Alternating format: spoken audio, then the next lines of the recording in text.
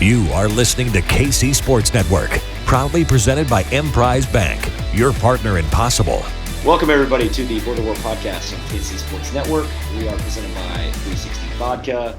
A quick Happy New Year to all of our listeners out there. This is our first Mizzou pod of 2023. We got a lot to catch up on, but let's welcome in my partner, Jeff Hawkins. Jeff, how you doing? Doing good, man. You know, coming into this new year, feeling good. A lot of basketball, football's going on. You know, Super Bowl's about to come up. I mean, college and national football, the championship just kicked off. I mean, it's a great time for 2023, and obviously, you know, surrounding basketball, it's a lot of stuff going with your Tigers that you know has a lot of people talking. I do want to give a shout out though to just kind of all three local schools that is making college basketball a lot of fun right now in Kansas City. And how I was talking to a guy this morning, and I think it's like everything right now is Chiefs, and it makes total sense, right? They're going after for a Super Bowl, but it's going to be fun after they win a Super Bowl to have three. There's always that lull after the Chiefs season, I think, in Kansas City, because everybody's waiting for March Madness. But it's going to be fun to follow all three teams: Kansas, K-State, and Mizzou. So that's my plug to Kansas City. Yeah, there you go. I love having all three teams ranked. I think it's great. It gives me some bragging rights when I go travel. Heck yeah. You know, man. Like, hey, let them know this area ain't no joke. That's exactly right, man. Let's go. I want all local teams to be good. It's good for me, man. For real. It's great. So let's talk about Mizzou's. First, let's talk about the loss. It's been a little while since we spoke. It was after the Kentucky win, which was a big win. And we knew going on the road to Arkansas was going to be no joke. Arkansas was, you know, coming off a loss to LSU. They were without Nick Smith. I actually thought Nick Smith was going to play in this game, and he didn't. I think this loss for Mizzou, it didn't sting as bad as I think some losses can. They were competitive, right? They ended up losing by 6. The problem is they were up 17 at one point in this game. Arkansas had a great second half. Missouri really got stagnant on offense in the second half. Ball wasn't moving. Life on the road, you know, sometimes you just your energy gets zapped. And Kobe Brown was in foul trouble too. That's something that just can't happen. For this team over long stretches. They were able to bounce back into winning against Vanderbilt, but the Arkansas game, I think it's fair to say, you know, Mizzou fans, I don't think they were upset. But just the fact that they had a big lead and weren't able to close that out, knowing that would have been a big road win. And they were competitive, and they kept fighting, and they cut it to 3 at one point in the final minute, and they just couldn't get the stop, and they just couldn't get the bucket when they needed it. And they were right there, and that's all you can ask for when you go on the road. It's a tough one, but it's another learning experience for this team. Yeah, and again, I mean, you just look at the road the Tigers have taken to get to where they're at. And, you know, the way I saw the game was, up 17.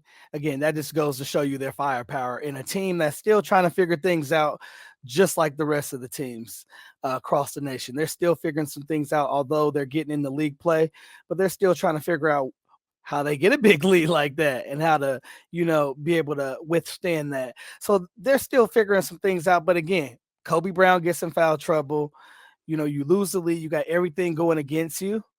Sometimes games like that, Jarrett, I think that's a 12, 15, maybe even 20 because things get out of hand. 20-point loss. Things can sometimes spiral.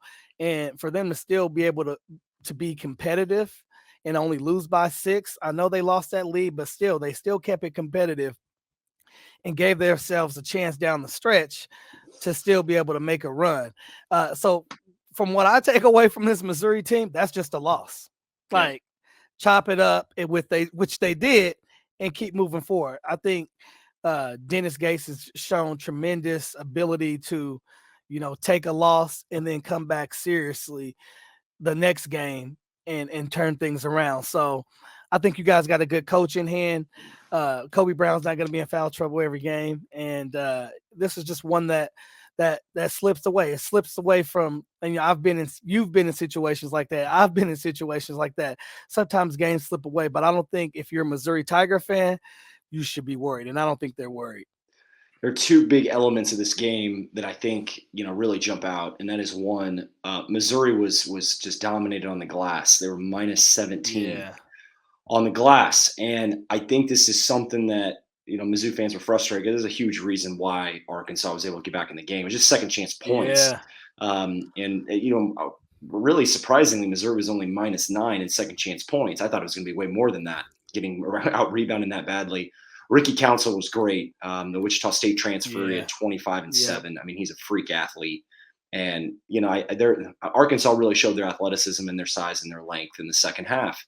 And that's the biggest challenge that Dennis Gates is going to have all year, is just maintaining when he's got his, when Kobe was in foul trouble. How do you maintain? They're changing their defense a lot, and I like that. They have to, but when you change your defense so much and you extend yourself and you go up against athletic teams with size, there's a good chance you're going to get out rebounded. That's just a part of it. And I the one disappointment I have is, as a guard, and you know this too, you were a guard yourself. When you're undersized and you're seeing your bigs get beat on the glass, you got to take that personally as a guard and get involved. You can't afford to watch. You got to help them out, get a body, just get a deflection, get a tip somewhere.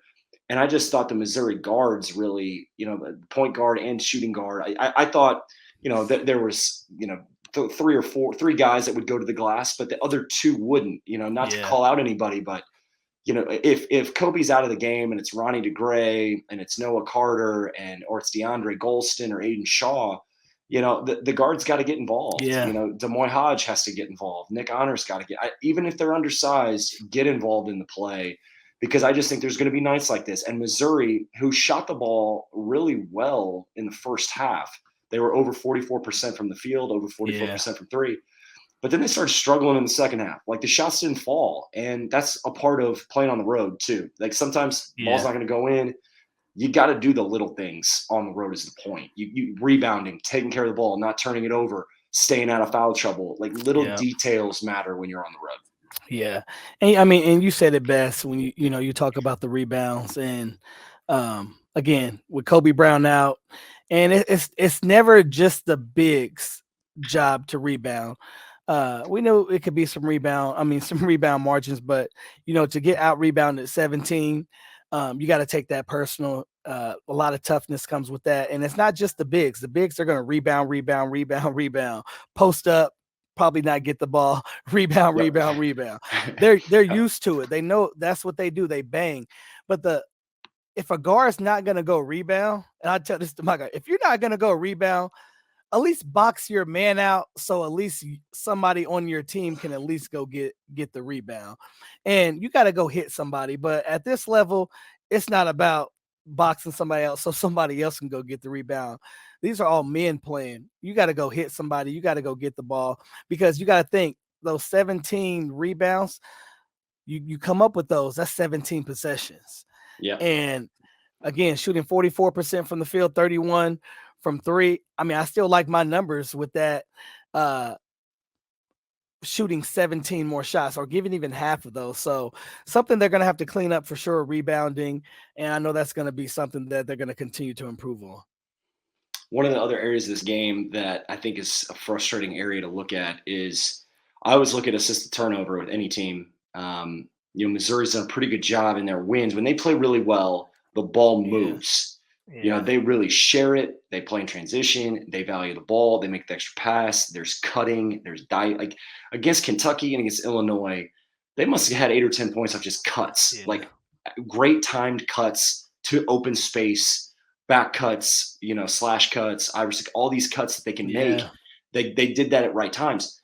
I didn't see a lot of that in the Arkansas game. I thought they got two standing, you go make a play kind of, and it was loud in there. I mean, it was a hostile environment. Bud Walton is no joke. I'll be there tomorrow for their game against Alabama. It's going to be rowdy. Like, it's always loud in there. Missouri forced 17 turnovers. They only turned the ball over 10 times. They forced Arkansas into 17.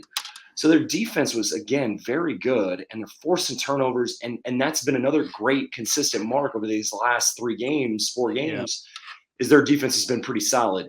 But they got to capitalize. If they're going to get out rebounded, but they win the turnover margin, Yeah. You would think they'd be able to carry that into points off turnovers. They were still very solid in the points off turnovers conversation, but they got to do more of that. If they're going to extend that defense and they want to bring pressure and they want to force turnovers, they got to convert. They have to convert those into points. Yep. And I mean, all I can really think about is literally like just Dennis Gates, man. Like Dennis Gates, because I think the cool thing, you guys have the athletes. I think you guys have the athletes that, you know, if they're ready to go, locked in, they can make a deep run. And you also have the coach that can make the right adjustments and counters that the coaches need to make. So, you know, when I just hear what you're saying, man, I'm just like, man, but like, man, you guys good. And again, you guys all know I'm a KU guy, but I'm like, man, I just like keep buttoning like, but man, you guys got a good squad, still figuring some things out. And got Coach Gates, man. Like, I like Coach Gates a lot. No question. Let's transition into the Vanderbilt game. They lose to Arkansas, so they bounce back at home. CBS game, 11 a.m. tip. I hated 11 a.m. tips, but we all had to do them. It's part of it. They came out slow. They really did. I think they finally caught wind a little bit towards the end of the first half. Missouri scores 85, but they give up 82 against a Vanderbilt team that I thought was scrappy. You know, I thought they played pretty well. You know, I think life in league play, you can't overlook anybody. Vanderbilt did win their first league game, so they were playing with a little confidence. 4 guys in double figures. I thought they set the tone in the first half. And the points in the paint and second chance points again, Missouri got dominated in terms of points in the paint. And then you look at the rebounding discrepancy, they were almost minus 20. I think they were minus 19 on the glass. So it was more of the same. But I think in this game, Missouri's offense really carried them. They had 4 guys in double figures. I believe they ended up having 9 guys score the ball. Well, excuse me. Yeah. They had all 9 guys score. That's right. They played 9 and all 9 guys contributed. Kobe Brown was good, 18 and 8, got to the free throw line a lot. Did stay out of foul trouble. Demoya Hodge hit 4 threes. Noah Carter played pretty well. They got great minutes from DeAndre Golston off the bench. I want to bring up DeAndre because I think he is somewhat of an X factor for this team, that when DeAndre is aggressive and he's playing with confidence, I think confidence is a big word for DeAndre Golston, because I thought he played with a ton of confidence. He was efficient, 18 points on 10 shots, got to the line, and he's a broad shoulder, strong, physical wing. And when he's aggressive, usually good things happen because he's so strong. And he can create that contact, initiate contact, and get to the line. And getting to the free throw line is such an important part of offense, right? It settles you down. Yeah. You know, if you're struggling, I thought Missouri did a really good job getting to the line. They shot 31 free throws, and they were 27 of 31 at the line. It's a big part. And they only, put Vanderbilt on the line 12 times. So it was a good bounce back win. They were even at half. Missouri's offense was very good in the second half. They had 51 points, but they gave up 48. So their defense was a little not to the level I think Dennis Gates would want it. I think it's still about points in the paint and about rebounding. They got dominated on the glass. Points off turnovers still benefited Missouri. Bench points, Vanderbilt was really good in terms of their bench play and their bench production. It's a very good game to watch. It was actually very entertaining. I know Mizzou fans wanted they wanted the 10, 15, 20-point win. But any win on your home, take care of your home floor, win a game, and they found a way to do that. Yeah, you know it best. Anytime you can get a conference win, it doesn't matter if you're playing the team at the bottom and you get a 1 point. Now, people that are maybe betting on the game are a little upset, but when you're in that locker room and you're on that staff, you just want to be able to get through. And again, that's what Missouri did. And they started, like you said, they started out slow. It was a dogfight, up and down game, and they were still able to prevail. And when Kobe Brown's out of foul trouble, it makes this team a different team and a different animal. Gives more guys confidence to do things. And again, like you talk about Ghost, 6'5" long. He had no turnovers that game as well, too. So he really took care of the ball, was really locked in. But when he can come off and give you 18 off the bench, that just those guys that start, it takes off a load for them. It takes off a key of them. And I think if he can continue to do that, watch out. But we do got to talk about the rebounds. Those are just, that's 19 possessions. You split half of those, give me 9, give me 8 to 9 of those. So this is a team that, they're going to have to really figure out that rebounding portion of it. And when they do, Jared, I mean, when they do, because they're still if you would say, man, this team got out rebounded by 19 rebounds, you're gonna oh, they lost. Exactly. I'm like, no question. I'm like, man, they lost. And again, got out rebounded the last game, but still you're still finding a way to win. And I just think over time, I really do. I think over time things will get cleaned up, because Coach Gates is still figuring this team out in his first year as a coach too. And they're figuring him out as well too. So I think that's a hot topic and a lot of people are talking about it, but if they clean those rebounds up, watch out. Yep. Another big element, again, assist to turnover. They had 16 assists to 6 turnovers. Missouri did. They also forced 14 turnovers. Yeah. And so you're taking care of the ball. Yeah. Yep. I mean, that's the one thing this team will do consistently for the most part is they'll take care of the ball. And I think Nick Honor and Sean East deserve a ton of credit. Sean East comes off the bench and has given this team so many good minutes. He's been a great scorer for the most part. He had 7 assists against Vanderbilt, so he wasn't scoring, but he had 7 assists, no turnovers. So you're talking about Coach Gates going to love that. He can score and he can pass. So those two things, and Sean's got deceptive speed. He's a little undersized, but really does a nice job. Aiden Shaw played 8 minutes, was 2 of 2 from the field, really made an impact. But, any win in league play is a good win. It was sold out at Mizzou Arena. They continue to sell out games. That home court advantage matters. It just does. Buying in, dude. Buying in. It plays an element. And Coach Gates always talks about it's everybody together. And when he says that, he's talking about fan base. He's talking about, the athletic department. He's talking about everybody.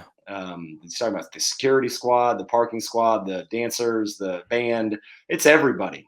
And that to me is what I think the message Dennis Gates is sending, and the message that is being perceived by his team and the fan base. It's loud and clear here in year one. So good bounce back win. Missouri's back on track. Now they flip gears and go to Texas A&M.